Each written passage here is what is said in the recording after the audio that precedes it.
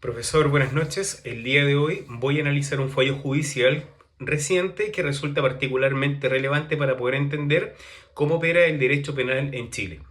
Se trata de la sentencia dictada por el Tribunal de Juicio Oral y lo Penal de Valparaíso en la causa RIT 82-2025, seguida en contra de Camilo Jesús Pulgar González y Javier Hernán Latorre González, por los delitos de ley de drogas, vale decir la ley 20.000, y de la ley de control de armas, la ley 17.798. ¿Por qué es tan importante este fallo? Porque aplica una doble dimensión conceptual sobre la antijuricidad.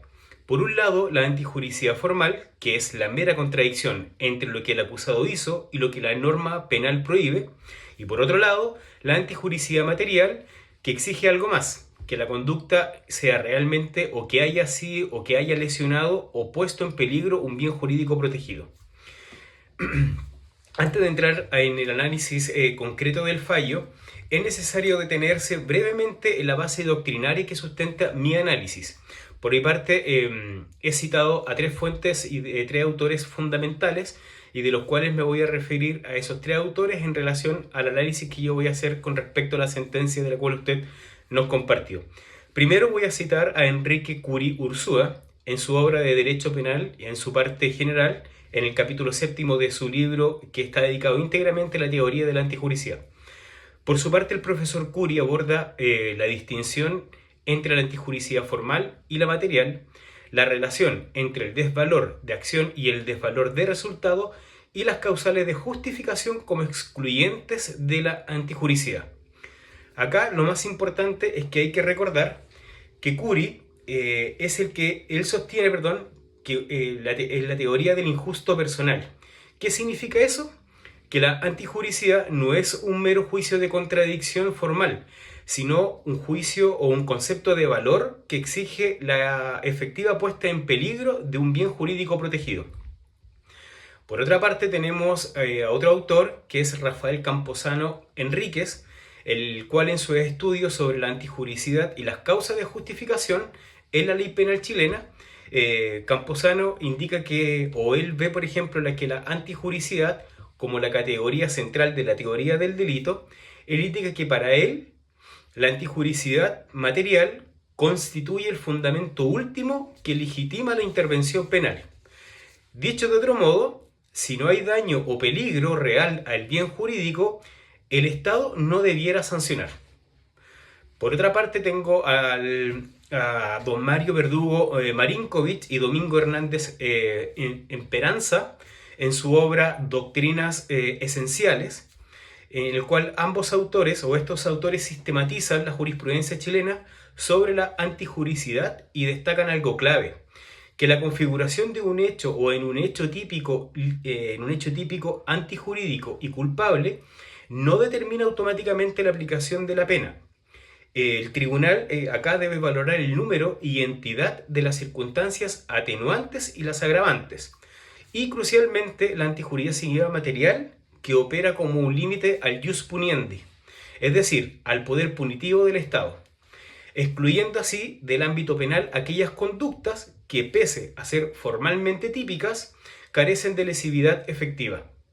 Esta línea jurisprudencial ha sido recogida por la Corte Suprema, que ha dicho que constituye un error estimar un delito de conducta carente de la necesidad antijurídica como algo material como para poder sancionarla penalmente. Bien, voy a dar ahora algunos puntos descriptivos en relación al fallo del cual usted nos compartió. Voy ahora a analizar en concreto de cómo el fallo aplicó estos conceptos. Y el punto más relevante, o uno de los puntos relevantes, es el de la pistola fogueo marca Bruni. ¿Qué ocurre? Formalmente, la conducta del acusado se subsumía en el artículo 3, letra D, de la ley 17.798, que sanciona la tenencia de armas a fogueo adaptadas. Es decir, desde una perspectiva puramente formal, había un hecho típico y antijurídico formal. Sin embargo, el tribunal aplicó correctamente la antijuricidad material al analizar este elemento. ¿Por qué? Porque no se acreditó la aptitud para el disparo. El mecanismo estaba desconectado y era poco probable que pudiera afectar el bien jurídico colectivo, que en este caso es la seguridad pública. El razonamiento del fallo es muy claro Y voy a citar textualmente: su acción carece de antijuricidad material, desde que, considerando que el bien jurídico protegido, al no haberse comprobado que esa pistola estuviese apta o que estuviese la aptitud para ser disparada. El informe además señala con acierto que se trata de un delito de peligro más bien abstracto, en que por razones de política criminal el legislador presume la existencia de una probable afectación al bien jurídico. Pero en el caso concreto, esa afectación no ocurrió porque el arma no estaba operativa.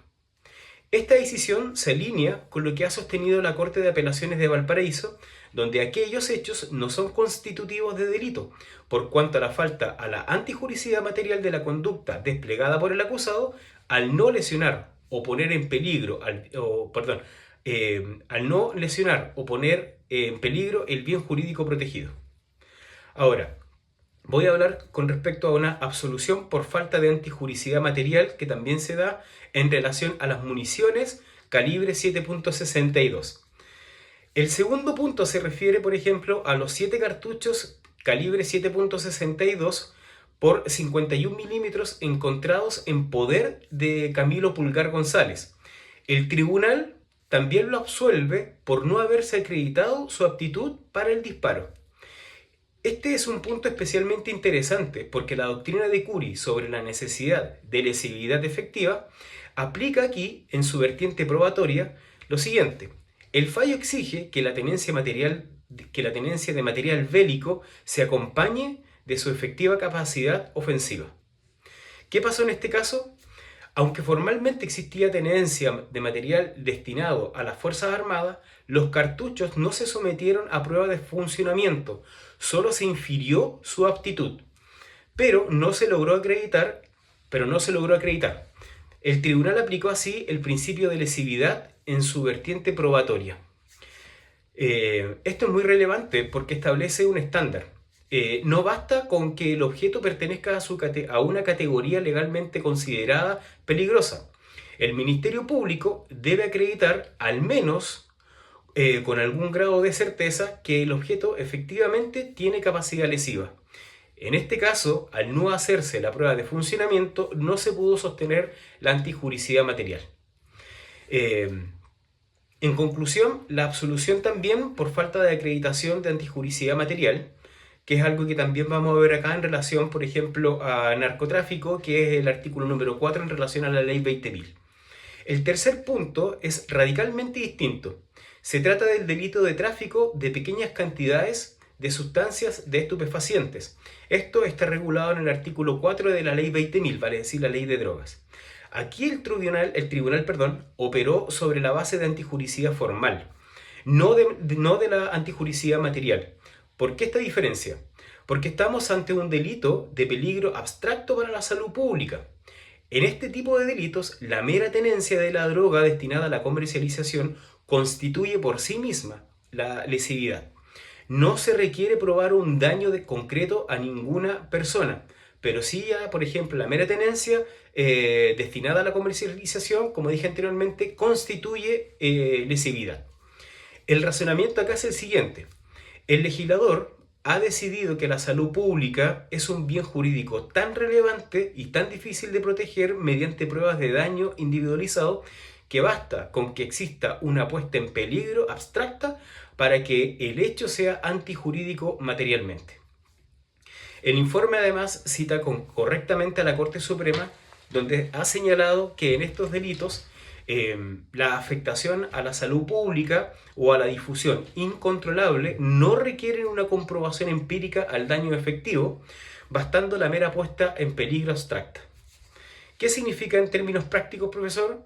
Que el análisis de proporcionalidad se trasladó a la determinación de la pena, no a la exclusión del tipo penal. Es decir, el tribunal sí condena por este hecho, pero al momento de fijar la pena, podrá considerar atenuantes no excluyentes del delito por falta de antijuricidad material.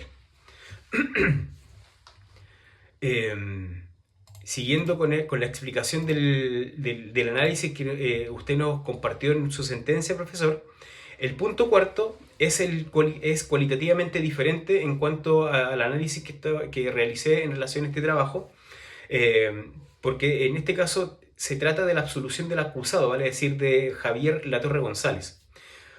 A Javier, ¿por qué se le absuelve? No por falta de antijuricidad material, sino por un presupuesto lógicamente anterior, la falta de tipicidad.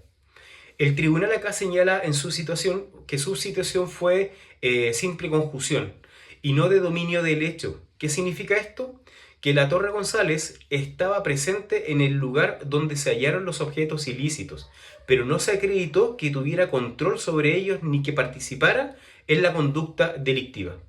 Como han sostenido tanto Verdugo y Hernández, la sola presencia física en un lugar donde se encuentran objetos ilícitos no configura por sí misma participación punible. Se requiere acreditar al menos el conocimiento y la voluntad respecto de la acción criminal. Esto es fundamental porque la tipicidad es un presupuesto de la antijuricidad. Para poder decir que una conducta es antijurídica, primero tiene que encajar dentro de la descripción legal del delito. Si no hay tipicidad, no hay delito, independientemente de cuán reprochable pueda ser la situación. Para que quede más claro, voy a hacer, por ejemplo, un resumen comparativo de los 4 puntos que hemos visto. Primero, la pistola fogueo. Formalmente típica, pero el tribunal exigió antijuricidad material. Como no se acreditó aptitud para el disparo, concluyó que faltaba esa antijuricidad material y absolvió. Las municiones calibre 7.62, la misma lógica. Formalmente había tenencia de material bélico, pero al no someterse a prueba de funcionamiento no se acreditó la aptitud lesiva. Por lo tanto, falta de antijuricidad material y absolución. Tercero, el microtráfico. Acá cambia totalmente el estándar. Se trata de un delito de peligro abstracto. Aquí la antijuricidad formal es suficiente. La mera tenencia, como dije anteriormente, para la comercialización ya constituye lesividad. Por lo tanto, se condena. Cuarto, la absolución de Latorre González. Acá opera en un nivel distinto. No se discute siquiera la antijuricidad, porque no hay tipicidad. La simple presencia física sin dominio del hecho no configura participación penal, que fue lo que mencioné anteriormente.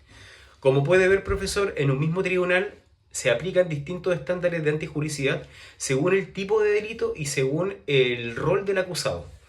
Esto no es una contradicción, sino una aplicación rigurosa de la teoría del delito. El fallo que hemos analizado, o que he analizado en este caso en concreto, profesor, constituye un ejemplo paradigmático de aplicación de la teoría del injusto personal sostenida por Enrique Cury Ursúa. Y en esta teoría, la antijuricidad no es un mero juicio de contradicción formal, sino un concepto de valor que exige la efectiva puesta en peligro del bien jurídico protegido. Como ha señalado la jurisprudencia uniforme de los tribunales superiores, la antijuricidad material opera como un límite ontológico al poder punitivo del Estado. ¿Qué significa esto? Que excluye el ámbito penal de aquellas conductas que, pese a ser formalmente típicas, carecen de la potencialidad lesiva necesaria para poder generar algún tipo de castigo. Bien, eso es importante en relación a lo que estábamos viendo anteriormente, profesor. ¿Y por qué este fallo es importante? Porque nos recuerda que el derecho penal no debe castigar meras desobediencias formales, por decirlo de un modo. Debe exigir, salvo excepciones, justificadas por razones obviamente de política criminal, una afectación real o al menos potencialmente real al bien jurídico protegido. Esa es la esencia de un derecho penal garantista y respetuoso de los límites del jus puniendi. Por mi parte, agradezco el trabajo, profesor. Logré entender algunos matices con relación a la sentencia de las cuales usted nos pudo compartir. Entendí bastante en relación a lo que era la antijuricidad y cómo se dio este trabajo el día de hoy, y espero que también me pueda servir para poder profundizar más mi estudio. Que esté muy bien, profesor. Gracias.